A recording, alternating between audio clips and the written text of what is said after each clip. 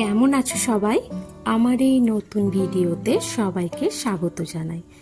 আজকে বানাবো ছানার কোপ্তা, সেই মেয়ের আবদারে। তো তার জন্য আমি ছানা আগেই রেডি করে রেখেছিলাম, আর তোমরা তো দেখতেই পাচ্ছ এখানে আমি ছানাটাকে খুব ভালোভাবে মেখে নিচ্ছি যাতে কোনো দানা না থাকে। ছানাটা খুব ভালোভাবে মাখা হয়ে গেছে।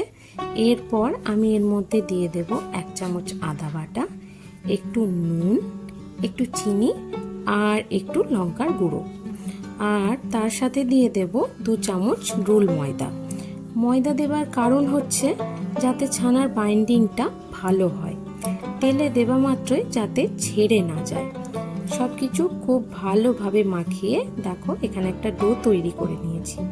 এরপর এর মধ্যে থেকে ছোট ছোট করে বলের মতো তৈরি করে নেব। তো শেপ যে যার নিজের মতো তৈরি করতে পারো, আমি একটু চ্যাপটাই করেছি। এরপর কড়াই বসিয়ে দিয়েছি তেল গরম করার জন্য। আমি এখানে সর্ষের তেল নিয়েছি, সাদা তেল দিয়েও করা যেতে পারে। তেল গরম হয়ে গেছে, গ্যাসের ফ্লেম কম করে আস্তে আস্তে ছানার বলগুলো ছেড়ে দেব। আমি এখানে দুবারে ভাজবো, তাহলে ভাজাটা ভালো হবে। আর উল্টে পাল্টে দেখে নিতে হবে ভাজা হয়েছে কিনা। তো দেখো এখানে কালারটা বেশ লালচে হয়ে গেছে, মনে হচ্ছে ভাজা হয়ে গেছে। তো এবার আমি সব তুলে নেব। এরপর বানাবো গ্রেভি।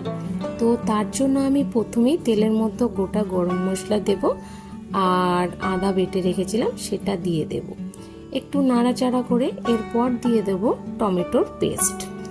এরপর দেব 1 চামচ জিরে, 1 চামচ ধনে, পরিমাণ মতো নুন, একটু হলুদ আর একটু চিনি। আমি এখানে নুন আর চিনিটা স্কিপ করে গেছি। এবার একটু লঙ্কার গুঁড়ো দিয়ে মশলাটা খুব ভালোভাবে ভেজে নেব।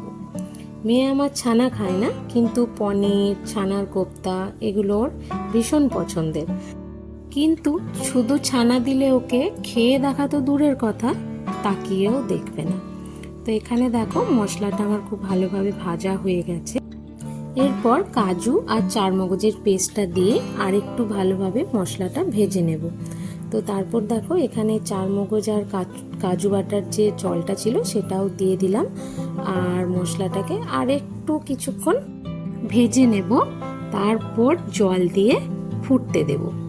তারপর একটুখানি গরম মশলার গুঁড়ো দিয়ে একটুখানি ফুটিয়ে নিয়ে সবকটা ছানার কোপ্তা এর মধ্যে আস্তে আস্তে করে ছেড়ে দেব। তো দেখো এখানে সব দেওয়া হয়ে গেছে। এবার এই কোপ্তাগুলো দিয়ে কিছুক্ষণ একটু ফুটিয়ে নেব, ব্যাস তাহলেই ছানার কোপ্তা রেডি। এই যে রেডি হয়ে গেছে।